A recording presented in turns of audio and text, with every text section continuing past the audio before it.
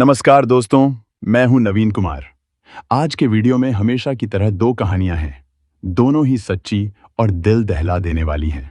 इसलिए आप आखिर तक जरूर देखना। आज की पहली कहानी मुंबई की है। ये बात 2013 की है। मुंबई में माहिम नाम का एक इलाका है। इसी इलाके में श्रीरंग पोटे अपने परिवार के साथ रहते थे। वह सीधे सादे, उच्च विचार के महाराष्ट्रियन ब्राह्मण थे। उनके परिवार में पत्नी के अलावा एक ही बेटा था, गिरीश। एक ही बेटा होने की वजह से उस पर माता पिता का बहुत लाड था। शायद यही वजह थी कि वह जिद्दी और बिगड़ैल बन गया।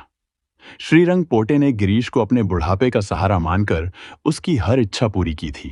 उसे कभी किसी चीज की कमी नहीं होने दी। लेकिन जैसे जैसे गिरीश बड़ा हुआ, उनकी उम्मीदें फीकी पड़ने लगीं, क्योंकि वह वैसा नहीं निकला जैसा वे और उनकी पत्नी चाहते थे। गिरीश की आदतें बिगड़ती चली गईं। वो धीरे धीरे और भी बिगड़ैल और जिद्दी होता गया। श्रीरंग पोटे ने बहुत कोशिश की, लेकिन वो कुछ नहीं बन सका। गिरीश दिन भर अपने आवारा दोस्तों के साथ घूमता, सड़क पर लड़कियों को छेड़ता। खर्च के लिए मां से झगड़कर पैसे ले ही लेता था। दोस्तों के साथ रहते रहते उसने शराब पीना भी शुरू कर दिया था। बेटे की इन हरकतों से श्रीरंग पोटे और उनकी पत्नी बहुत परेशान थे, लेकिन अब उनके बस में कुछ नहीं था। उन्होंने उसे समझाने की हर कोशिश छोड़ दी थी। श्रीरंग पोटे और उनकी पत्नी बेटे को संभालने में नाकाम रहे, तो रिश्तेदारों ने उन्हें सलाह दी कि उसकी शादी कर दो। सबका मानना था कि शादी के बाद जब जिम्मेदारी आएगी तो वो अपने आप सुधर जाएगा। पुराने लोगों की यही सोच रही है। कुछ हद तक सही भी लगती है। श्रीरंग पोटे को भी पता था कि शादी के बाद बेटा शायद न बदले। फिर भी आखिरी उम्मीद के तौर पर उन्होंने उसकी शादी करवाने का फैसला किया। जब उन्होंने रिश्ते देखना शुरू किया तो कई जगह से रिश्ते आने लगे। गिरीश उनका इकलौता बेटा था, और आजकल लोग भी ऐसे परिवार ढूंढते हैं जहां लड़की को ज्यादा काम न करना पड़े। यही सोचकर गिरीश के लिए रिश्ते तो बहुत आए, मगर जब उन्हें उसके बारे में पता चलता तो वे पीछे हट जाते। इस बात से श्रीरंग पोटे और उनकी पत्नी को तकलीफ तो बहुत होती, लेकिन वे कर ही क्या सकते थे। जब उन्हीं का सिक्का खोटा था तो वे दूसरों को क्या दोष देते। शायद वे लड़कियां किस्मत वाली थीं जिनकी शादी गिरीश जैसे बिगड़े हुए लड़के से होते होते रह गई। लेकिन मधुमती इतनी खुशकिस्मत नहीं थी। उसकी बदकिस्मती थी कि उसकी शादी गिरीश से हो गई। मधुमती खूबसूरत, समझदार और हंसमुख लड़की थी। वो भी अपने माँ बाप की इकलौती संतान थी। जिस तरह गिरीश को लाड मिला था, उससे कहीं ज्यादा प्यार मधुमती को मिला था। जब वो छोटी थी तभी उसके पिता गुजर गए थे। उसके बाद मां शकुंतला ने उसे मां और बाप दोनों का प्यार दिया। उन्होंने बेटी को कभी किसी चीज की कमी नहीं होने दी। जो भी चाहा वो उसे मिल गया। शकुंतला नौकरी करती थीं, इसलिए मधुमती की परवरिश आराम से होती रही। जब पति की मौत हुई थी, शकुंतला जवान थीं। कई रिश्ते उनसे शादी के लिए आए, लेकिन उन्होंने कभी शादी नहीं की। उन्होंने अपनी पूरी जिंदगी बेटी की परवरिश में लगा दी। मधुमती अपनी मां शकुंतला से ज्यादा अपनी नानी अहिल्या की लाडली थी। नानी भले ही फ्रांस में रहती थीं, लेकिन हमेशा मधुमती का ख्याल रखती थीं। शकुंतला का जो पैसा बचता वो भी मधुमती के नाम जमा कर दिया जाता। इसके अलावा मधुमती की नानी हर महीने $1000 भी उसके अकाउंट में जमा करती थीं। इस तरह मधुमती के नाम करोड़ों रुपए जमा हो गए थे। इतना ही नहीं, जिस फ्लैट में मधुमती अपनी मां के साथ रहती थी वह भी उसके नाम था। जब श्रीरंग पोटे को मधुमती की ये संपत्ति पता चली तो उनके मुंह में पानी आ गया, और जब ये बात गिरीश को बताई गई तो उसके भी मन में खुशी के लड्डू फूटने लगे। उसे लगा कि अगर उसकी शादी मधुमती से हो गई तो वह भी करोड़पति बन जाएगा और जिंदगी आराम से कटेगी। इसलिए वह इस रिश्ते को किसी भी हालत में हाथ से नहीं जाने देना चाहता था। शादी के लिए गिरीश एकदम बदल गया। उसने सारी बुराइयां छोड़ दी और ऑटो रिक्शा चलाने लगा। दिन भर की कमाई वह ईमानदारी से पिता श्रीरंग पोटे को दे देता। जब भी मधुमती और उसकी मां से मिलता, बेहद सादगी से मिलता। गिरीश में आए इस बदलाव से श्रीरंग पोटे और उनकी पत्नी बहुत खुश थे। उन्हें लगता था कि उनके घर बहू नहीं, देवी आ रही है, और अब उनका बेटा सीधे रास्ते पर आ गया है। उन्हें विश्वास था कि शादी के बाद बहू घर आएगी और गिरीश पूरी तरह सुधर जाएगा। मधुमती और गिरीश की शादी हो गई और शुरुआत में सब कुछ ठीक ठाक चलता रहा। समय का पहिया अपनी गति से चलता रहा। मधुमती एक बेटे की मां बन गई। 3 दिसंबर 2013 को नितिन ने गिरीश के पिता अपने मामा श्रीरंग पोटे को फोन किया और कहा कि वे तुरंत गिरीश के घर जाएं। उसे कुछ ठीक नहीं लग रहा है। अपनी डर की बात बताई तो श्रीरंग पोटे हक्का बक्का रह गए। उन्हें भरोसा ही नहीं था कि उनका बेटा ऐसा कर सकता है। लेकिन नितिन की बात पूरी तरह गलत भी नहीं लग रही थी। श्रीरंग पोटे तुरंत भयेंद्र के लिए निकल पड़े। आधा घंटा में पहुंचते ही उन्हें पता चला कि फ्लैट अंदर से बंद है। बार बार डोरबेल बजाने और दरवाजा खटखटाने पर भी दरवाजा नहीं खुला, तो वह सिर पकड़कर बैठ गए। श्रीरंग को नितिन की बात सच लगने लगी। उनका मन किसी अनहोनी को सोचकर कांप उठा। वजह यह थी कि उन दिनों गिरीश और मधुमती का रिश्ता काफी नाजुक मोड़ पर था। दोनों के बीच इतना तनाव था कि अक्सर लड़ाई झगड़े होते रहते थे। कभी कभी तो मारपीट तक पहुंच जाती थी। ऐसे में नितिन की बात असंभव नहीं लग रही थी। लाख कोशिशों के बाद भी जब फ्लैट का दरवाजा नहीं खुला तो श्रीरंग पोटे नितिन को साथ लेकर मुंबई के पास भयेंद्र के थाना नवाघर पहुंचे। उस समय ड्यूटी पर असिस्टेंट इंस्पेक्टर सतीश शिवरकर थे। उन्होंने श्रीरंग पोटे और नितिन से बैठकर आने की वजह पूछी तो दोनों ने अपनी डर की बात उनसे बता दी, क्योंकि किसी की जिंदगी दांव पर थी। असिस्टेंट इंस्पेक्टर सतीश शिवरकर ने दोनों की बात गंभीरता से ली और सच जानने के लिए तुरंत हेड कांस्टेबल मोहन परकाले और आनंद मिक्कारे को साथ लेकर गिरीश के फ्लैट पर पहुंच गए। फ्लैट अब भी अंदर से बंद था। पुलिस ने भी दरवाजा खुलवाने की कोशिश की, लेकिन जब नहीं खुला तो आस पड़ोस के कुछ लोगों को बुलाकर दरवाजा तोड़ दिया गया। दरवाजा खुलते ही श्रीरंग पोते और नितिन की डर की बात सच साबित हुई। फ्लैट के अंदर की हालत देख सभी दंग रह गए। मामला गंभीर होने की वजह से सतीश शिवरकर ने तुरंत सीनियर इंस्पेक्टर दिनकर पिंगले और पुलिस कंट्रोल रूम को सूचना दे दी। सूचना मिलते ही थोड़ी देर में सीनियर इंस्पेक्टर दिनकर पिंगले भी घटनास्थल पर पहुंच गए। उनके साथ थाना जनपद के ज्वाइंट सीपी अनिल कुंभारे और एसीपी संग्राम सिंह भी मौजूद थे। फ्लैट के अंदर का मंजर बेहद भयानक था। कमरे में रखी वॉशिंग मशीन के ऊपर खून लगे 2 चाकू रखे थे, जिन्हें गिरीश ने नितिन के सामने भयेंद्र मॉल से खरीदे थे। गिरीश ने उन्हीं चाकुओं से अपनी पत्नी मधुमती के शरीर के कई टुकड़े किए थे। ताकि बदबू न आए, उन्होंने उन्हें फ्रिज में रख दिया था। कुछ टुकड़े उसने पार्सल की तरह पैक करके बेडरूम में पड़े पलंग के नीचे छिपा दिए थे। कमरे के फर्श को फिनाइल डालकर साफ करने की कोशिश की गई थी। जहां पुलिस अधिकारी घटनास्थल का निरीक्षण कर रहे थे और मधुमती की लाश को पोस्टमार्टम के लिए भेजने की तैयारी कर रहे थे, वहीं सीनियर इंस्पेक्टर दिनकर पिंगले के निर्देश पर assistant inspector Satish Shivarkar, head constable Mohan Parkale और आनंद मिलकारे के साथ गिरीश पोटे को पकड़ने में जुट गए थे। इसमें गिरीश की बुआ के बेटे नितिन की मदद ली जा रही थी। नितिन की मदद से असिस्टेंट इंस्पेक्टर सतीश शिवरकर ने गिरीश को रात 11 बजे भयेंद्र के शेवारे पार्क से गिरफ्तार कर लिया। यह घटना 3 दिसंबर 2013 की थी। गिरीश के थाने पहुंचने तक सीनियर इंस्पेक्टर दिनकर पिंगले मधुमती की लाश पोस्टमार्टम के लिए भिजवाकर थाने आ चुके थे। तब तक रात लगभग 12 बज चुके थे। इसलिए पुलिस ने गिरीश को सीधे पूछताछ करने की बजाय लॉकअप में बंद कर दिया। अगले दिन उसे मजिस्ट्रेट के सामने पेश कर 7 दिनों के पुलिस रिमांड पर लिया गया, ताकि पूछताछ की जा सके और सबूत जुटाए जा सकें। रिमांड के दौरान पूछताछ में गिरीश ने जो बताया वह एक शराबी पति की हैवानियत की कहानी थी। मधुमती और गिरीश की शादी हो गई। शादी के बाद कुछ दिन गिरीश ठीक रहा, लेकिन फिर वह पुराने रास्ते पर लौट गया। बहला फुसलाकर वह मधुमती से पैसे लेता और शराब और अय्याशी पर उड़ा देता। वह लगभग रोज बियर बारों में जाने लगा। गिरीश की इन हरकतों से मधुमती रोती रहती, क्योंकि उसकी माँ और नानी ने मेहनत करके जो पैसा उसके भविष्य के लिए जमा किया था, गिरीश उसे शराब और अय्याशी में बर्बाद कर रहा था। जब कभी मधुमती या उसके माँ बाप गिरीश को समझाने की कोशिश करते या कामकाज के बारे में कहते, तो वह बड़े शान से कहता, जिसकी पत्नी करोड़पति है उसे काम धाम करने की क्या जरूरत है, आखिर ये करोड़ों रुपए किस दिन काम आएंगे। मधुमती एक बेटे की मां बन गई। बेटे के जन्म से उसे उम्मीद हुई कि बच्चे को देखकर शायद गिरीश सुधर जाए, लेकिन इसका गिरीश पर कोई असर नहीं पड़ा। उसे अपने सुख के अलावा किसी की कोई परवाह नहीं थी। कहते हैं कि बेटा बेटी का सुख मां बाप के लिए अमृत होता है, लेकिन अगर यही अमृत जहर बन जाए तो सहना मुश्किल हो जाता है। ऐसा ही कुछ शकुंतला के साथ हुआ। जब उन्हें पता चला कि मधुमती का पति एक नंबर का शराबी और निकम्मा है, तो वह टूट गईं।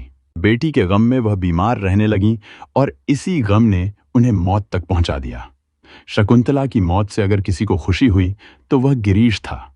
अब वह फ्लैट में जैसे चाहे रह सकेगा। मां की मौत के बाद मधुमती बेटे के साथ अपने फ्लैट में रहने आ गई। फ्लैट में आते ही गिरीश उसे बेचने के चक्कर में रहने लगा। वह फ्लैट को बेचकर उसका सारा पैसा अय्याशी में उड़ा देना चाहता था। इसके लिए वह शातिर चालें चलने भी लगा। मधुमती से शादी करते समय जिस तरह गिरीश संत बन गया था, फ्लैट बेचने के लिए भी वह एक बार फिर ऐसा ही दिखा। वह मधुमती और बेटे से खूब प्यार करने लगा और मधुमती के दिल में अच्छा आदमी बनने की इमेज बनाने के लिए नौकरी भी ढूंढने लगा। जब गिरीश को लगा कि मधुमती उस पर विश्वास करने लगी है, तब उसने अपनी चाल चली। भोली भाली मधुमती उसके जाल में फंस गई। उसे भरोसा दिलाकर उसने बिजनेस की योजना बनाई और उसमें 50 लाख रुपए लगाने की बात कही। इसके बाद उसने मधुमती का फ्लैट 43 लाख रुपए में बेचकर सारा पैसा अपने नाम कर लिया और रहने के लिए भाईंदर के नक्षत्र टावर की 14वीं मंजिल पर एक फ्लैट किराए पर ले लिया। जैसे ही फ्लैट का पैसा गिरीश के पास आया, वह पूरी तरह बदल गया।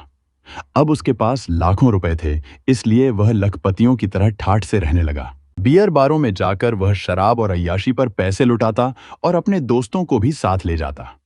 उनका खर्च भी वह खुद उठाता। जब भी मधुमती उसे रोकने की कोशिश करती, वह सिर्फ लड़ता ही नहीं बल्कि मारपीट भी करता। उसे बिल्कुल पसंद नहीं था कि कोई उसकी मौज मस्ती में दखल दे। गिरीश जिस तरह अय्याशी पर पैसा उड़ा रहा था, उसे देखकर मधुमती को अपने और बेटे के भविष्य की चिंता सताने लगी। उसे डर था कि अगर गिरीश का यही हाल रहा तो उन्हें भिखारी बनने में ज्यादा समय नहीं लगेगा। पति की हरकतों से परेशान होकर मधुमती ने तय किया कि वह गिरीश से तलाक लेकर अपने बचे हुए पैसों और बेटे के साथ नानी के पास फ्रांस चली जाएगी। उसने इसके लिए नानी से भी बात कर ली, लेकिन जब यह खबर श्रीरंग पोटे को लगी तो वह परेशान हो गए। उन्हें डर था कि इससे समाज में उनकी काफी बदनामी होगी। बेटे ने तो वैसे ही उनकी इज्जत बर्बाद कर रखी थी, अब बाकी बची इज्जत भी बहू के साथ जाने वाली थी। श्रीरंग पोटे पत्नी को लेकर भायंदर पहुंचे। उन्होंने मधुमती को समझाया और गिरीश को काफी खरी खोटी सुनाई। इसके बाद उन्होंने पोते को साथ लेकर माहिम चले गए। पिता की डांट और मधुमती के फैसले के बारे में जानकर गिरीश का पारा चढ़ गया। वह कतई नहीं चाहता था कि मधुमती उसे छोड़कर फ्रांस चली जाए, क्योंकि उसके जाते ही वह भिखारी बन जाता। इसी वजह से गिरीश अक्सर मधुमती से लड़ाई झगड़ा और मारपीट करने लगा। 3 दिसंबर को पैसों को लेकर गिरीश और मधुमती के बीच कहासुनी हुई, जो मारपीट तक पहुंच गई। गिरीश ने मधुमती को इतना मारा कि वह बेहोश होकर गिर पड़ी। गुस्सा शांत न होने पर उसने उसका गला दबा दिया और इसी दौरान मधुमती की मौत हो गई। गिरीश को पता ही नहीं चला कि मधुमती मर चुकी है। उसे लगा वो बेहोश होकर नाटक कर रही है ताकि वो मारना बंद कर दे। थककर बाहर भी बैठ गया। कुछ समय आवारा दोस्तों के साथ रहा और जब वापस आया तो देखा मधुमती वहीं पड़ी थी। उसे उठाया तो शरीर ठंडा और सुन्न था। समझते ही सब कुछ साफ हो गया कि वो मर चुकी है। घबराहट छा गई और सारा दिमाग बच निकलने के चक्कर में चल पड़ा। जेल और हथकड़ी का ख्याल आते ही वह तरह तरह की साजिशें सोचने लगा। लाश सीधा बाहर फेंकना मुश्किल था, पहचान हो जाती तो पकड़ा जाना तय था। इसलिए उसने सोचा कि लाश के छोटे छोटे टुकड़े करके समुद्र में फेंक देगा। मछलियां खाएंगी और शव नहीं मिलेगा। अगर कोई पूछेगा तो कह देगा कि मधुमती नाराज होकर फ्रांस चली गई। उसे उम्मीद थी कि इससे कोई शक नहीं करेगा और उसका जुर्म छिप जाएगा। लेकिन इसमें भी एक समस्या थी। गिरीश मधुमती की लाश के टुकड़े तो कर सकता था, लेकिन उन्हें अकेले ले जाकर फेंक नहीं सकता था। काफी सोच विचार के बाद उसे अपनी बुआ के बेटे नितिन की याद आई। वह उसका दोस्त भी था, इसलिए उस पर भरोसा किया जा सकता था। उसे विश्वास था कि नितिन उसकी मदद करेगा। यही सोचकर गिरीश ने नितिन को फोन कर बुलाया और साथ लेकर भयंद्र मॉल गया।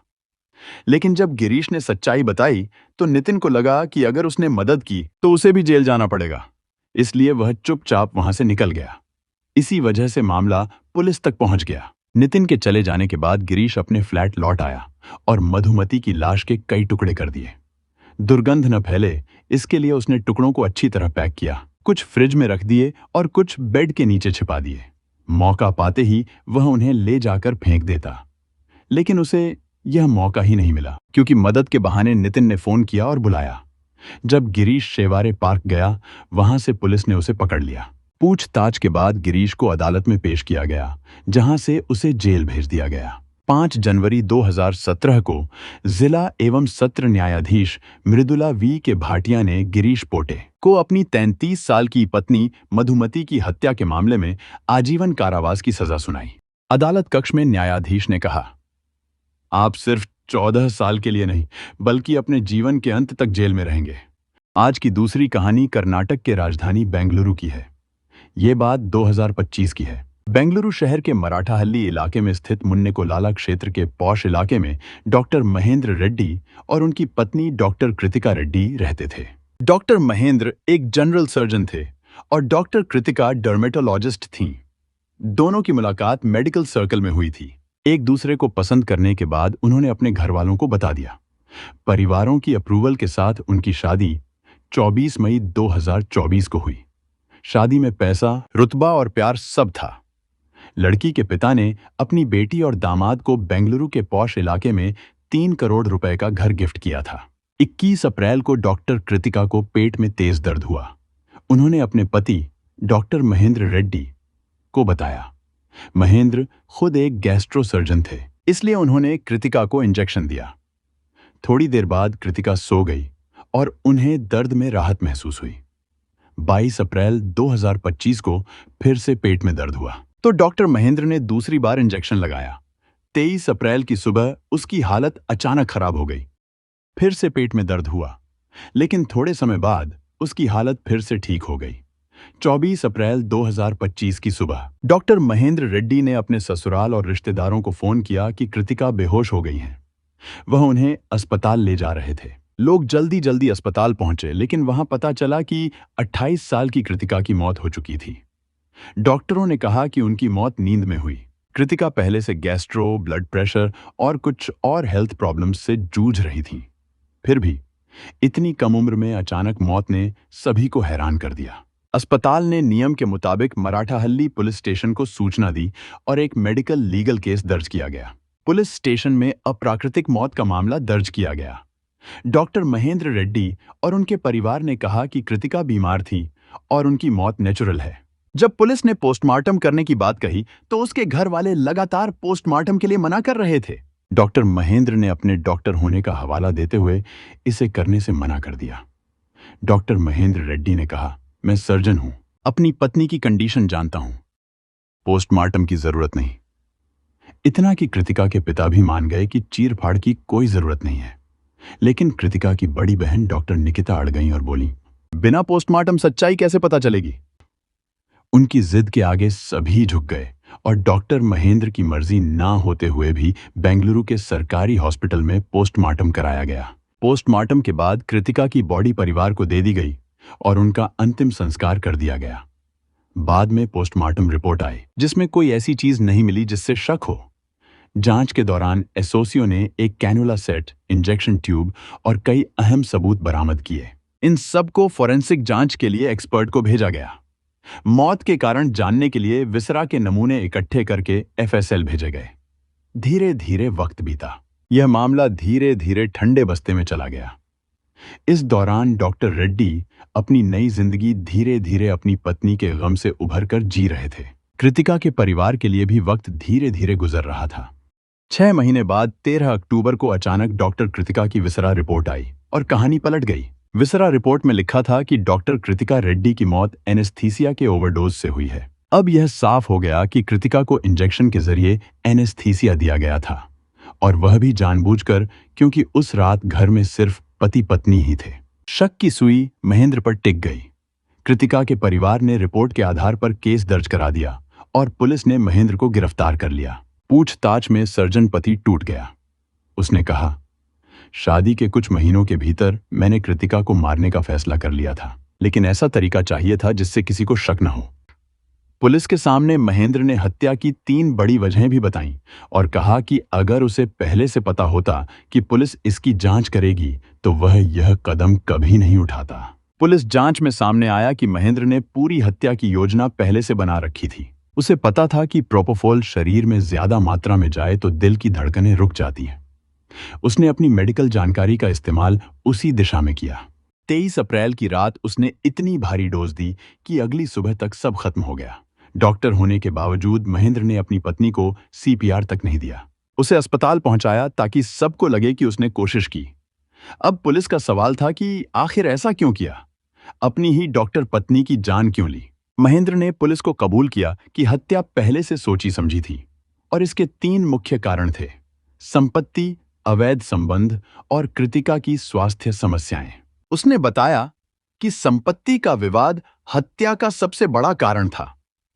महेंद्र ने कहा, अगर मैं कृतिका को तलाक देता तो मुझे संपत्ति में हिस्सा नहीं मिलता, इसलिए मैंने तलाक नहीं लिया। साथ ही तलाक देने से समाज में इज्जत जाने का भी डर था। शादी के कुछ समय बाद महेंद्र को पता चला कि कृतिका को गैस्ट्रिक और मेटाबॉलिक डिसऑर्डर जैसी पुरानी बीमारी है। वह इस बात से नाराज था कि उसके ससुराल वालों ने यह बात उससे छिपाई। धीरे धीरे यह नाराजगी नफरत में बदल गई और एक दिन उसी नफरत ने उसे हत्यारा बना दिया। वह कृतिका की बीमारी की वजह से भी परेशान था। उसने कहा, डॉक्टर, कृतिका की तबीयत ठीक नहीं रहती थी। दिन भर अस्पताल में मरीजों को देखने के बाद शाम को घर पर उसकी देखभाल करना मेरे लिए बहुत मुश्किल हो गया था। महेंद्र ने आरोप लगाया कि कृतिका के परिवार ने शादी के समय उसकी गैस्ट्रिक समस्या छिपाई थी। हत्या के लिए संपत्ति और स्वास्थ्य समस्याओं के अलावा महेंद्र ने पुलिस को यह भी कबूल किया कि उसका एक अवैध रिश्ता था। उसने कहा कि उस रिश्ते की वजह से उसने कभी हत्या करने का इरादा नहीं रखा। महेंद्र ने यह भी बताया कि उसे फेलोशिप के तौर पर हर महीने लगभग 70 से 80 हजार रुपए की आमदनी होती थी। महेंद्र ने स्वीकार किया कि उसने सोचा था कि एनेस्थीसिया देकर मारने से पुलिस की जांच में कुछ पता नहीं चलेगा और मौत का असली कारण सामने नहीं आएगा। लेकिन उसे अंदाजा नहीं था कि पुलिस इतनी तकनीकी और गहराई से जांच करेगी। अगर उसे पता होता कि जांच इस स्तर की होगी तो वह हत्या नहीं करता। यह केस साफ दिखाता है कि पुलिस की तकनीकी जांच ने आरोपी को सलाखों के पीछे पहुंचाने में अहम भूमिका निभाई। पुलिस को यह भी पता चला कि महेंद्र का आपराधिक इतिहास रहा है। उस पर पहले से धोखाधड़ी और धमकी के केस दर्ज थे और अब उस पर हत्या का मामला जोड़ दिया गया है। धोखा और लालच बर्बादी की राह पर ले जाते हैं। संपत्ति या पैसे के लिए गलत रास्ता अपनाना पूरे जीवन को तबाह कर सकता है। गुस्सा और नाराजगी में लिए गए फैसले हमेशा विनाशकारी होते हैं। छोटे झगड़े या मनमुटाव का हल हिंसा नहीं होना चाहिए। सच्चाई छिपाने से कोई सुरक्षित नहीं रहता। झूठ या छल लंबे समय में पकड़ में आ ही जाता है। कानून और जांच की ताकत कभी भी कमजोर नहीं होती। पुलिस और तकनीकी जांच अंत में सच सामने ला देती है। मानव जीवन की कीमत सबसे ऊपर होती है। किसी की जान लेना कभी भी हल नहीं है। हमारा उद्देश्य यह है कि लोग इन घटनाओं से सीखें और गलत रास्तों पर चलने से बचें। यह कहानी एक अहम चेतावनी है जो हमें बताती है कि जीवन में सही फैसले लेना कितना जरूरी है। हमें मिलकर एक बेहतर समाज बनाने की कोशिश करनी चाहिए जहां प्यार और ईमानदारी की अहमियत हो। ऐसी सच्ची घटनाओं और उनसे मिले संदेशों के साथ मैं फिर लौट कर आऊंगा। तब तक के लिए सुरक्षित रहें, सतर्क रहें और याद रखें कि हर कदम सोच समझकर उठाएं।